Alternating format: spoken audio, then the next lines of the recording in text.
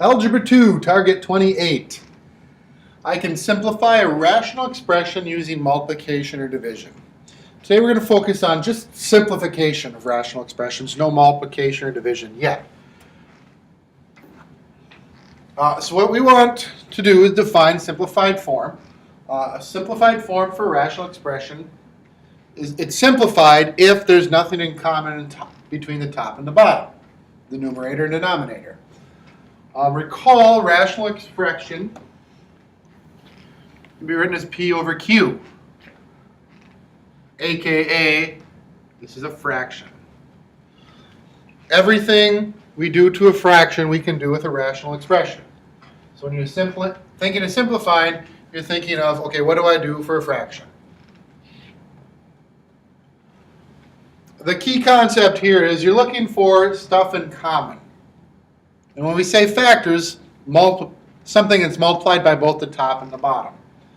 For example here, A over C times A times C over B over C has C in common, so the C's cancel. A over C, A times C over B over C. A times C over B times C simplifies to A over B. 15 and 65 have 5 in common, so we can rewrite that as 3 times 5 and 13 times 5. Both top and bottom are multiplied by 5, so that can cancel. Same thing here.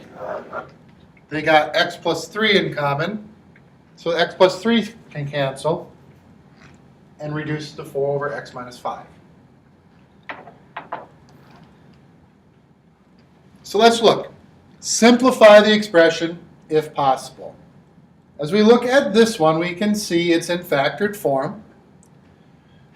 And they both have x plus 1. Top and bottom have, or numerator and denominator have the factor x plus 1. So we can cancel those, and what's left is 2 divided by x plus 3. So the key concept here is factor and then cancel. We didn't have to factor on this one, so all we did was cancel. Simplify x squared minus 2x minus 15 over x squared minus 9. This one is not factored. So we need to factor it first, then we can see if there's any simplification to do. To factor this easy quadratics, we just take a look. How do we multiply to get negative 15 and add to get negative 2? Right, multiply to negative 15 and add to get negative 2. We got x minus 5 and x plus 3. Same thing on the bottom. We're multiplying to get negative 9. There's no middle term, so we're adding to get 0. Well, that would be x minus 3, x plus 3. That also happens to be the difference of squares pattern. So if you remember the difference of squares, you don't have to think what multiplies to negative 9 and adds to 0. All right, x plus 3 is in common, so those can be canceled out, and what's left is x minus 5 over x minus 3. There's our reduced fraction.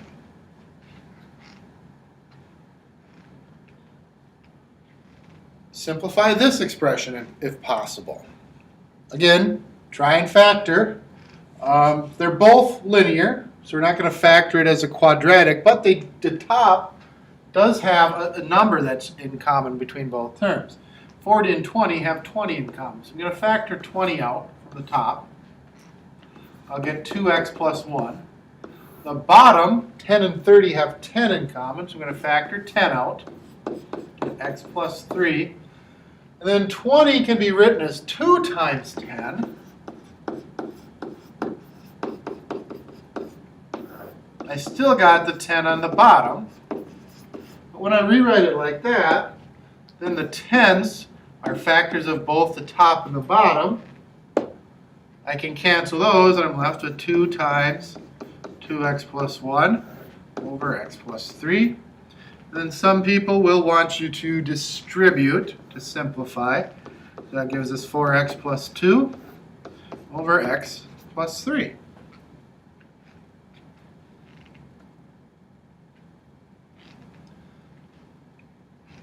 Simplify if possible. Take a look, it's in factored form. As I look at the top and I look at the bottom, there appears to be nothing in common. Well, there is nothing in common. So this is not possible to simplify. It is already simplified.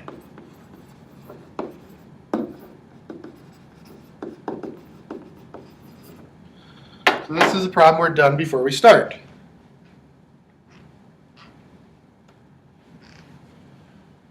Pause the video and try this one. The top is linear, so that doesn't factor. There's no numbers in common either. The bottom is a difference of squares, so I can factor that to x minus 4 times x plus 4. Now as we look at it, x plus 4 is on top and bottom. So that cancels there. The top, it doesn't all cancel. There's still something left. We put a little 1 there as a placeholder. So we're left with 1 over x minus 4. Remember, if everything cancels from the top's not gone. It's still got a 1 up there. Pause and try this one. So we'll factor, looking at the top, multiply to get negative 3, add to get negative 2. That is x minus 3 and x plus 1. On the bottom, we're going to multiply to get negative 6, add to get negative 1. That is x minus 3, x plus 2. As we look at our factors, we see that x minus 3 is in both the top and the bottom, so they can cancel out. And I am left x plus 1 over x plus 2.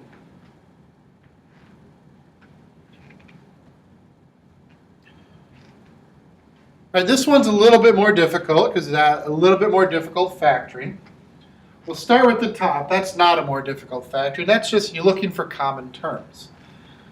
2x squared plus 10x seem to have 2x in common, so I'll pull out 2x, and I'm left with x plus 5. In the denominator, this has got a lead coefficient that's not 1, so we need to reverse the box. All right? Our first box is 3x squared, and our last box is 5.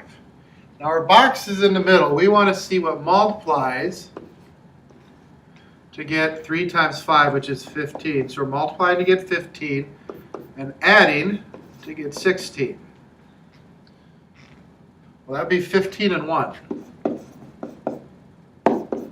And now we're going to factor like terms out from our box. As we go up, this first way we got 3x. Plus 1 is one factor.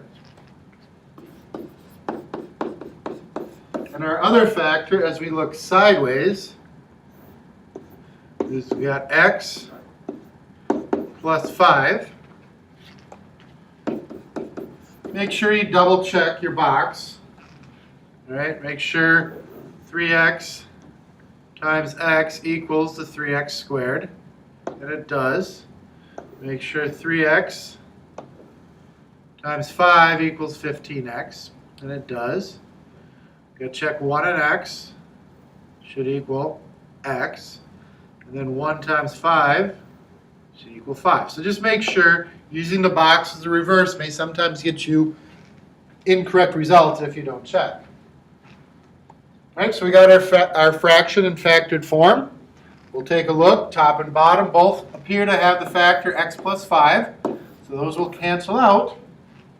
And we will be left with 2x times 3x plus 1.